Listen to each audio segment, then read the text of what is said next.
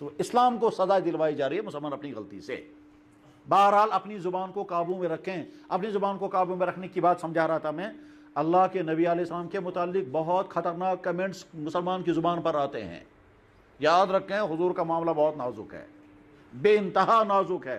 اللہ جل شانہ ہر چیز برداشت کر لیتے، حضور کی بات میں کوئی بات برداشت نہیں ہوتی، اب فوراً ایکشن آ جاتا ہے، فوراً۔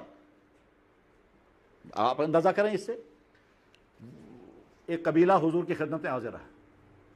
حضور کا معمول یہ تھا کہ جب کوئی علاقہ آتا تھا اور وہاں کے لوگ آتے تھے اور وہ مسلمان بنتے تھے تو اس علاقے کے لیے کسی کو زٹ بنا دیتے تھے۔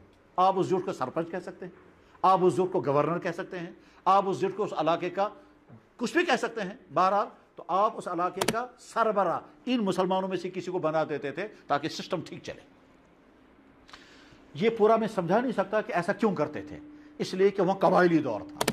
اس قبائلی دور میں کوئی بھی جس کے ہاتھ میں لاٹھی اس کے ہاتھ میں بھینس، کوئی ادھر سے قبیلے کا سردار آئے گا سامان چھین کے چلا جائے گا، دوسرا سردار آئے گا وہ اس سے چھین لے گا، بالکل جیسے جانوروں کی جیسی زندگی ہوتی ہے ویسا ان کا سماج تھا۔ اب آپ علیہ السلام اس کو مہذب سماج بنا رہے ہیں، اسے جب علاقے کے لوگ آتے تھے تو مسلمان بنتے تھے، ایک آدمی کو ان کا سربراہ بناتے تھے، اس کا کام ہوتا تھا لوگوں میں انصاف قائم کرنا، ظلم سے لوگوں کو روکنا، کوئی کسی کی چوری نہیں کرے گا، کسی عورت کو نہیں چھیڑے گا، کوئی غلطی کرے گا تو یہ جو سربراہ ہے یہ اس کا تدارک کرے گا، اس غرض کے لیے سربراہ بناتے تھے۔ یہ تھا آپ کا روٹین۔ اب وہ جو قبیلہ آیا انہیں اسلام قبول کیا، اسلام قبول کرنے کے بعد پھر حضرت ابوبکر صدیق اور حضرت عمر فاروق نے خود بخود ڈسکشن شروع کر دیا، زٹ کس بناؤ امام سے، اس قبیلے میں سے زٹ کس کو بنانا ہے۔ ابھی حضور نے ٹاپک اٹھایا نہیں، اس قبیلے میں سے سربراہ کس کو بنایا جائے۔ حضرت ابوبکر صدیق اور حضرت عمر فاروق نے پہلے بات شروع کر دی۔ حضرت ابوبکر صدیق دبن ہے رات بنایا نا فلانی علاقہ یم مشہور بہتر یہ بناؤ۔ حضرت ابوبکر صدیق نے فلاں آدمی کو یہ ٹھیک رہے گا، حضرت عمر کہتے ہیں نہیں فلاں آدمی یہ ٹھیک رہے گا، حضرت ابوبکر کہتے ہیں نہیں جس کو میں کہہ رہا ہوں وہ زیادہ ٹھیک ہے، حضرت عمر کہہ رہے ہیں نہیں جس کو میں کہہ رہا ہوں وہ زیادہ ٹھیک رہے گا۔ حضرت ابوبکر نے فرمایا بھائی آپ کیوں میری بات کاٹتے ہو، جو میں کہہ رہا ہوں آپ بھی اسی کو کہو۔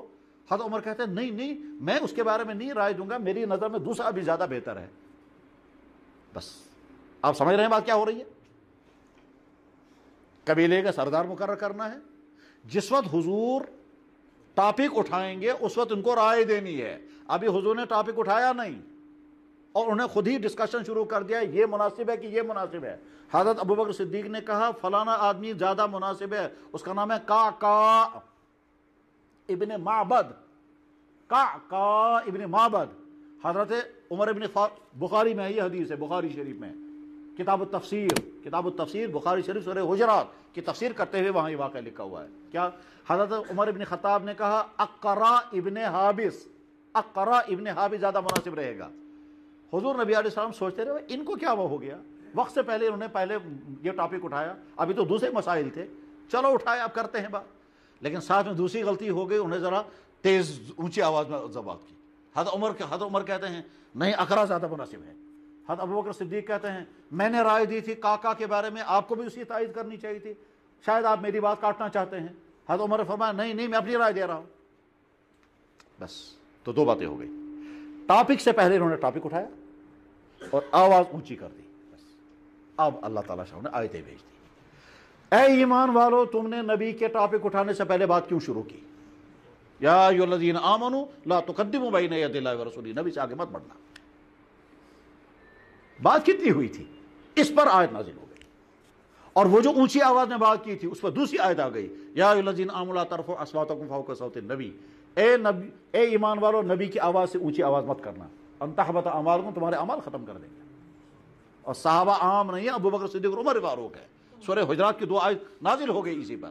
اس لیے حضور کا معاملہ بہت نازک ہے، حضور کے بارے میں کمنٹ زبان پر نہیں آنے چاہیے، ایمان چھن جائے گا۔ اور وہ کمنٹس کیا ہوتے ہیں کہ صاحب نبی بیکورڈ زمانے کے تھے، نعوذ باللہ من ذالک، استغفر اللہ استغفر اللہ، وہ اجڑ زمانہ تھا، ان کو پتہ ہی نہیں تھا کچھ۔ تب روز تھومو تمو تام تم تھاک تمہن اس کھینا سم کی تھوک روز، آج کیا تھو روز، آج خدا سوزم سورے کی۔ اس طرح سے تو حضور حلال اور حرام جو اللہ کے نبی نے کیا وہ اگر مسلمان کے دل میں اترتا نہیں ہے، مگر یہاں سے جو تبصرے سناتا ہے، تو اللہ کے بارے میں اپنی زبان محتاط رکھیں، نبی کے بارے میں، قرآن کے بارے میں، داڑھی کے بارے میں، دین کے بارے میں، کعبے کے بارے میں ابھی کچھ دنوں پہلے یہاں مسجد میں امام صاحب دعا کر رہے تھے, اکا کو کھڑا تھا, میں نے کہا چو دعا کر رہا ہوں, سوچو خدا صاحب شنگے لا حول ولا قوت الا باللہ. اپنی زبان کو, اور اس زبان کو قابو میں رکھنے کے سلسلے میں کبھی کسی پر کفر کا فیصلہ, کسی پر شرک کا فیصلہ, کسی کا جاہل ہونے کا فیصلہ اور کسی کو برا ہونے کا فیصلہ تب ہے سوچو اصلی کیفیت ہرگز نہیں. چین خواہ بہتر چاہیے نہ, چین خواہ تل کرتے سو ٹھیک. یہ جو جملے ہم پاس کرتے ہیں اپنی زبان کو قابو میں رکھیں. حضرت انس بن مالک رضی اللہ عنہ کہتے تھے, حدیث میں ہے کہ بندہ کبھی زبان سے وہ جملہ نکالتا ہے جس کی وجہ سے وہ اللہ کے دربار میں ایمان والوں سے کٹ کر کافر میں جا چکا ہو. اپنی زبان کو اور زبان میں قابو میں رکھنے میں ایک اہم ترین چپٹر اس کا یہ بھی ہے کہ بے ضرورت کے قسمیں کھا رہے ہیں اور اس میں قسموں میں اللہ کی ذات کو استعمال کرتے ہیں. ان بے ضرورت قسموں میں کبھی اپنی جوانی کا قسمیں کھاتے ہیں, اپنی جوانی کی قسمیں. نادان انسان بعض دفعہ قسمیں کھاتے ہوئے دبن ہے اپو نیچو تم سنی مارو میون مارون چی ساتھ چائے پئیں گے کہ جنی میں نہیں پی گا ہے میون مارون چی وال سے, تو چائے کے کپ پر آپ اپنے آپ کو مار دیتے ہیں. اپنی زبان کو صحیح, جناب رسول اکرم صلی اللہ علیہ وسلم زبان کو صحیح کرنے کا طریقہ بھی سکھاتے تھے. یہ باتیں نہیں بولنی چاہیے, یہ الفاظ اس طرح سے بولنے چاہیے. بہرحال اپنی زبان کو قابو میں رکھنا سیکھیں, اپنے ماں باپ کے ساتھ, اپنی بیوی بچوں کے ساتھ, اپنے دوستوں کے ساتھ جھوٹی قسمیں, غلط قسمیں, اللہ کے علاوہ اور چیزوں کی قسمیں, جوانی کی قسم, کٹھو قسم, وہ گاؤں والے جو ہیں وہ دان کی قسم. یہاں تک کہ میں نے دیکھا کہ وہ مچھلیاں بیچنے والی جو ہے وہ 25 مشتم گاڑ ٹھیک تو ہے کہ یہ ہم کوئی قسم. اس کے بعد دیکھا تو اندر کچھ بھی نہیں, یہ بھی عجیب و غریب ہے, اندر کچھ بھی نہیں. اور اس سے آگے بڑھ کر تو انسان کیا کیا غلطیاں کرتا ہے اللہ استغفر. ایک شخص نے اینٹ گلاب کے اندر رکھی ہے اور وہ رکھی ہے اوپر, اور جب خریدار آتا ہے تو اس کی طرف دب کہ یہ ہم کوئی قسم. سننے والا سمجھتا ہے شاید یہ قرآن شریف ہے اور اندر سے ہے وہ اینٹ. اب یہ شخص ایمان والا رہا, یہ ایمان سے نکل گیا کہ اللہ جانتے ہیں اور وہ جانے گا, اس کا ایمان باقی ہے, یہ ایمان چن چکا اس کا, کیونکہ وہ تو اینٹ کو دکھا رہا ہے اور اس کو محسوس کرا رہا ہے یہ قرآن ہے. جھوٹی قسمیں کھانا, اللہ کے علاوہ کی چیزوں کی قسمیں کھانا اور قسم کھا کر پھر قسم کو توڑنا, ان تمام چیزوں پر قابو رکھنے کی فکر کرنی چاہیے. اور بھی کچھ موضوعات ہیں انشاءاللہ پھر کبھی لگے رہے تو انشاءاللہ آئیں گے.